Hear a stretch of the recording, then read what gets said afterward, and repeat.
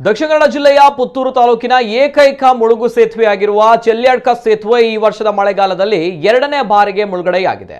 ಇಂದು ಮುಂಜಾನೆಯಿಂದಲೇ ಸುರಿದ ಭಾರೀ ಮಳೆಗೆ ಸೇತುವೆಯು ಮುಳುಗಡೆಯಾಗಿದೆ. ಇದರಿಂದಾಗಿ ದೇವಸ್ಯ ಮೂಲಕ ಸಂಚರಿಸಬೇಕಾದ ಖಾಸಗಿ ಬಸ್ಗಳು ಹಾಗೂ ಇತರೆ ವಾಹನಗಳಿಗೆ ಅಡಚಣೆ ಉಂಟಾಗಿದ್ದು, ಇನ್ನು ಸಂಟ್ಯಾರು ರಸ್ತೆಯ ಮೂಲಕ ಸುತ್ತುವರಿದು ಚಲಿಸುವಂತಾಗಿದೆ.